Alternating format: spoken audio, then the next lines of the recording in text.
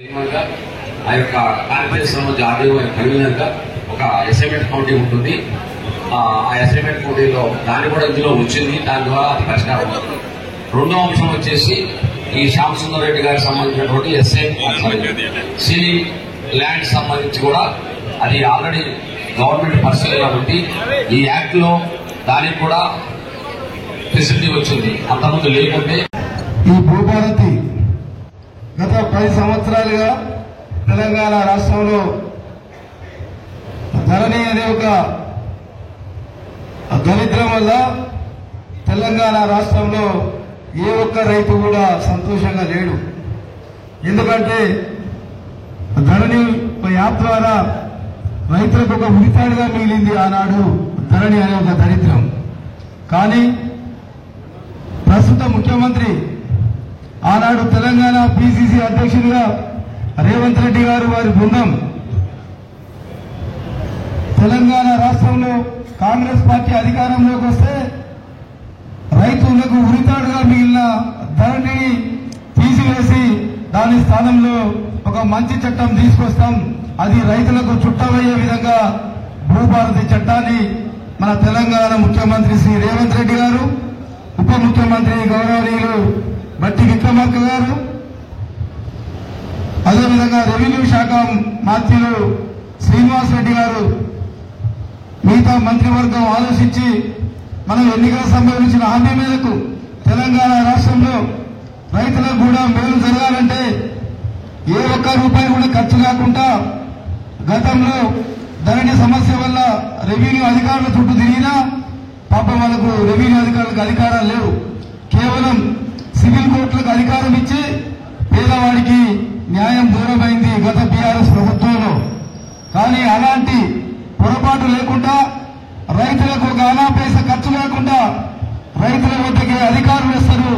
మీ సమస్య ఉంటే తహసీల్దార్ గారికి, ఆర్డీఓ గారికి, అడిషనల్ కలెక్టర్ గారికి, కలెక్టర్ గారికి అధికారాలు ఇచ్చారు కాబట్టి తప్పకుండా రైతులకు న్యాయం జరిగే విధంగా భూభారతి చట్టం అంటేనే ఇది రైతులకు చుట్టం. అందుకే మీరందరూ కూడా గౌరవ ముఖ్యమంత్రి గారు తెలంగాణ రాష్ట్రంలో జిల్లా కలెక్టర్ల ఆధ్వర్యంలో ప్రతి మండలంలో రెవెన్యూ సదస్సు నిర్వహించి రైతులకు అవగాహన కల్పించి తప్పకుండా మీకు న్యాయం జరిగే విధంగా ఈ తెలంగాణ ప్రజాప్రభుత్వం రేవంత్ రెడ్డి గారి ప్రభుత్వం తప్పకుండా రైతులకు మిగతా అన్ని వర్గాల ప్రజలకు కూడా ఇలా మహిళలను కూడా కోటీశ్వరులు చేసే విధంగా ఈ ప్రభుత్వం ప్రయత్నం చేస్తుంది. అందుకే తప్పకుండా ఈ తెలంగాణ ప్రజాప్రభుత్వాన్ని మనం అందరం అండగా ఉండాలి, ఆశీర్వదించాలి అని ఈ కార్యక్రమానికి చీఫ్ గెస్ట్ గా మన స్థానిక శాసనసభ్యులు మందుల స్వామిలు గారు రావాల్సి ఉండే కొన్ని అనివార్య కారణాల వల్ల వారు రాలేకపోయారు. అంటే నూతన్కల్ మరి మధురాల బర్నింగ్ టాపిక్ అది. ఎందుకంటే సీలింగ్ గుండి గురించి శ్యామ్ సుందర్ రెడ్డి గారిది సీలింగ్ గుండి గురించి ప్రస్తావన జరిగింది మొన్న రెవెన్యూ మినిస్టర్ ముందు. సో ఇందులో భాగంగా సీలింగ్ యాక్ట్ 1973 ఏదైతే అందులో 38 ఇస్తారో ఆ 38 కింద మనకు రైతులకు న్యాయం జరుగుతుంది. బిఫోర్ యాక్ట్ 1973 కింద కొన్ని భూములు ఇక్కడ ఉన్నాయి. ఇందులో విచారం చేసి ఇవ్వమని ఒక రిపోర్ట్ అడిగాడు సారు. సో దాంట్లో కూడా మేము ఈ 2-3 రోజుల్లో కూడా మేము ఈ బ్రీఫ్ నోట్ కూడా తయారు చేస్తాం. సో దాని తర్వాత మనకు సెక్షన్ 6 కింద సాదా బేనామా ఉంటుంది. సాదా బేనామా అంటే తెల్ల కాగితంలో ఒక క్రయ విక్రయాలు చేస్తారు భూమి గురించి. ఇందులో ఏంటంటే ఒక రైతు అమ్మితే ఇంకో రైతు కొనుగోలు చేస్తాడు. కొనుగోలు చేసినప్పుడు ఒక తెల్ల కాగితం మీద రాసుకుంటారు. అందులో వాళ్ళు సర్వే నెంబర్ అన్నా కానీ ఎక్స్టెంట్ అన్నా కానీ ఇంత అమౌంట్ మేము కట్టినామని ఉంటే అప్పుడు ఆర్డీఓ విచారం చేసి అది కూడా ఆ పిటిషన్స్ 12/10/2020 నుంచి 10/11/2020 దాకా అంటే సుమారు ఒక నియర్లీ 1 మంత్ అందులో పిటిషన్స్ ఇస్తారు. ఆ పిటిషన్స్ ముందు అంటే 2014 జూన్ 2 ముందు అంటే 12 ఏళ్ల పొజిషన్ ముందు అమ్ముతే కూడా దానికి విచారం చేసి పాస్బుక్లు ఇవ్వడం జరుగుతుంది. సో ఇది కూడా మీరు నోట్ చేసుకోండి. సెక్షన్ 6 అంటే సాదా బేనామాలు కూడా మనము ఈ భూ భారతి చట్టం కింద మనం అప్లికేషన్ తీసుకొచ్చని నేను కోరుకుంటున్నాను. అదేవిధంగా మనకు విలేజ్ అకౌంట్స్ అని ఒకటి ఉంటుంది. ఈ విలేజ్ అకౌంట్స్ ఏంటంటే మనకి ఎవ్రీ 31st of December అంటే క్రయ విక్రయాలు ఇయర్ మొత్తం అవుతూ ఉంటాయి. సో జనవరి, ఫిబ్రవరి ఇట్లా ఎవ్రీ డిసెంబర్ అంటే 31st కి రికార్డ్ అప్డేట్ చేసింది.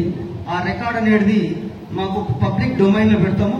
మీరు చూసుకోవచ్చు. రైతులంతా మీ ఖాతా నంబర్ అన్నా కానీ, మీ సర్వే నంబర్ అన్నా కానీ, మీ ఎక్స్టెంట్ అన్నా కానీ ఎంత విస్తరణ ఉందో, మీ పేర్లు ఉన్నాయో లేవో చూసుకోవచ్చు. సో ఎవ్రీ ఇయర్ 31వ తారీఖు మనము అంటే డిసెంబర్ 31వ తారీఖు మనము ఈ భూభారతి యాప్ లో కూడా మీరు చూసుకోవచ్చు. మీ తప్పప్పుడున్నా కూడా మళ్ళా మీరు తహసీల్దార్ అన్నా కానీ ఆర్డీఓ దగ్గరకన్నా వెళ్ళొచ్చు. సో దాని తర్వాత మనకు ఈ సెక్షన్ 13 ఏంటంటే ఏమన్నా ప్రాబ్లం ఉన్నా అంటే కోర్టుకి వెళ్ళొచ్చు. ఎప్పుడైనా అన్యాయం అయితే మీరు ఒక కంపల్సరీ ఒక ఎవ్రీ సిటిజన్ ఆ 13 మీరు కోర్టుకి వెళ్ళొచ్చు. Section 14 appeal. సో ఇట్లాంటి మనకు ఈ ఏదైతే మనకు ఇబ్బందులు ఉంటే భూ ఇబ్బందులు ఉంటే ఇవన్నీ మనము తీర్చుకోవచ్చు. చాలా ఫ్రెండ్లీ యాప్ ఇది భూభారతి యాప్.